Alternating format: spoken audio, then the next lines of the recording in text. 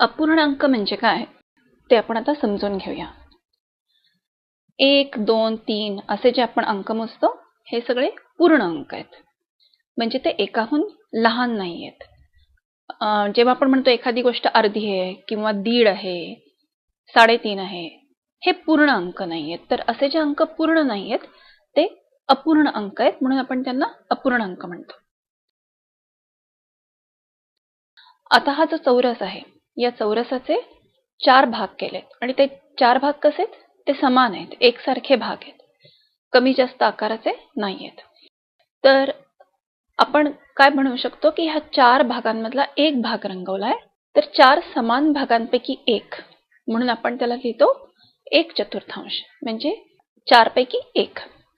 तर हा जो 1 आहे जो आपण वरती लिहितो त्याला आपण म्हणतो अंश आणि जो 4 आहे त्याला आपण म्हणतो छेद. म्हणजे कुठलाही अपूर्णांक हा आपण कसा लिहू शकतो? अंश भागिले छेद या स्वरूपामध्ये आपण कुठलाही अपूर्णांक लिहू शकतो. आता आपण अजून काही उदाहरणं बघूया.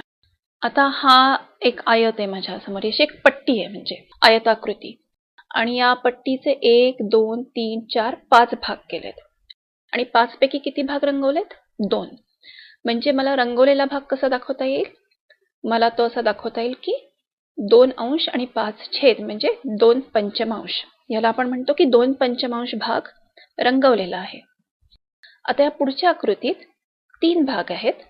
या आकृतीचे 3 समान भाग आहेत आणि त्याच्यापैकी एक रंगवला आहे. म्हणजे मी असं म्हणू शकते की ह्या चित्रामधला 1/3 भाग रंगवलेला आहे. आता हा पुढचा माझा गोल आहे. या गोलामधला 3/4 भाग रंगवला आहे. किंवा आपण जेव्हा पोळी बघतो तेव्हा आपण असं म्हणतो की ही 3 चतकोर पोळी आहे. चतकोर असेल तो 1/4 होईल आणि 3 चतकोर असेल तर 4 पैकी 3 भाग म्हणजे 3/4 होईल. आता हे जे चित्र आहे यातला एक भाग हिरवा आहे, म्हणजे मला जर हिरवा भाग किती आहे असं म्हणायचं असेल तर मी म्हणेन की 1/4 आहे. आणि 3 भाग पिवळे आहेत 4 पैकी, म्हणजे पिवळा रंग हा 3/4 भागाला दिलाय असं मला म्हणता येईल. तर असं आपण अपूर्णांक हे कुठल्याही वस्तूसाठी वापरू शकतो.